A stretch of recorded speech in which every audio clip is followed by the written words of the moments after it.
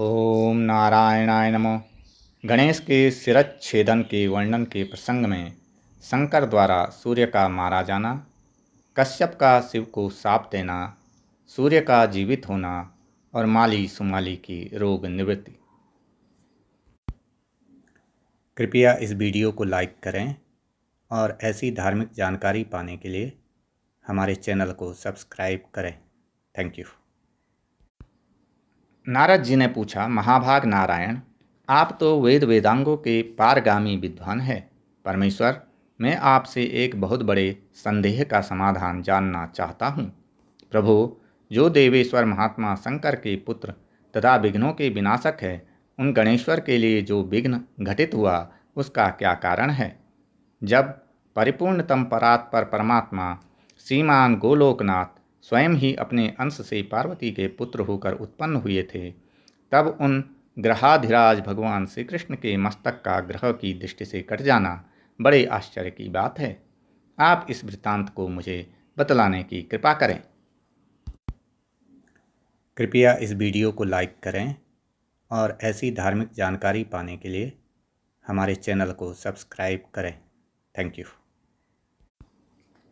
श्री नारायण ने कहा, ब्राह्मण, विघ्नेश्वर का यह विघ्न जिस कारण से हुआ था उस प्राचीन इतिहास को तुम सावधान होकर श्रवण करो। नारद, एक समय की बात है, भक्तवत्सल शंकर ने माली और सुमाली को मारने वाले सूर्य पर बड़े क्रोध के साथ त्रिशूल से प्रहार किया। वह शिव के समान तेजस्वी त्रिशूल अमोघ था, अतः उसकी चोट से सूर्य की चेतना नष्ट हो गई और वे तुरंत ही रथ से नीचे गिर पड़े। जब कश्यप जी ने देखा कि मेरे पुत्र की आंखें ऊपर को चढ़ गई है और वह चेतनाहीन हो गया है, तब वे उसे छाती से लगाकर फूट फूट कर विलाप करने लगे और उस समय सारे देवताओं में हाहाकार मच गया। वे सभी भयभीत होकर जोर जोर से रुदन करने लगे। अंधकार छा जाने से सारा जगत अंधीभूत हो गया।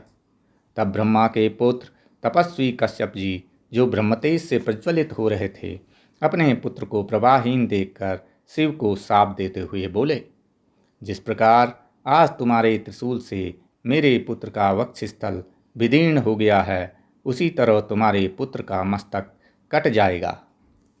शिवजी आशुतोष तो है ही, अतो क्षण मात्र में ही उनका क्रोध जाता रहा। तब उन्होंने उसी क्षण ब्रह्म ज्ञान द्वारा सूर्य को जीवित कर दिया। तदंतर जो ब्रह्मा विष्णु और महेश के अंश से उत्पन्न है, वे त्रिगुणात्मक भक्तवत्सल सूर्य चेतना प्राप्त करके पिता के समक्ष खड़े हुए। फिर भक्तिपूर्वक पिता को तथा शंकर को नमस्कार किया। साथ ही शंभु के शाप को जानकर वे कश्यप जी पर क्रुद्ध हो गए, जिससे उन्होंने अपने विषय को ग्रहण नहीं किया और क्रोधावेश में यूँ कहा, ईश्वर के बिना यह सब कुछ तुच्छ, अनित्य और नश्वर है। अतो विद्वान को चाहिए कि वह मंगल कारक सत्य को छोड़कर अमंगल की इच्छा न करे। इसलिए अब मैं विषय का परित्याग करके परमेश्वर श्री कृष्ण का भजन करूँगा। यह सुनकर देवताओं ने ब्रह्मा को प्रेरित किया। तब उन प्रभु ने शीघ्रतापूर्वक वहाँ पधार कर सूर्य को समझाया और उन्हें इनके कार्य पर नियुक्त किया।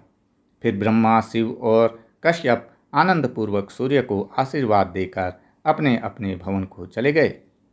इधर सूर्य भी अपनी राशि पर आरूढ़ हुए। तत्पश्चात माली और सुमाली व्याधिग्रस्त हो गए। उनके शरीर में सफ़ेद कोढ़ हो गई, जिससे सारा अंग गल गया, शक्ति जाती रही और प्रभा नष्ट हो गई। तब स्वयं ब्रह्मा ने उन दोनों से कहा, सूर्य के कोप से ही तुम दोनों हतप्रभ हो गए हो और तुम्हारा शरीर गल गया है, अतो तुम लोग सूर्य का भजन करो। फिर ब्रह्मा उन दोनों को सूर्य का कवच, स्तोत्र और पूजा की सारी विधि बतलाकर ब्रह्मलोक को चले गए। मुने, तदंतर वे दोनों पुष्कर में जाकर सूर्य का भजन करने लगे। वहाँ वे तीनों काल स्नान करके भक्तिपूर्वक उत्तम सूर्य मंत्र के जप में तल्लीन हो गए। फिर समयानुसार सूर्य से वरदान पाकर वे पुनः अपने असली रूप में आ गए। इस प्रकार मैंने यह सारा वृत्तांत वर्णन कर दिया है। अब और क्या सुनना चाहते हो? ओम गोविंदाय नमः।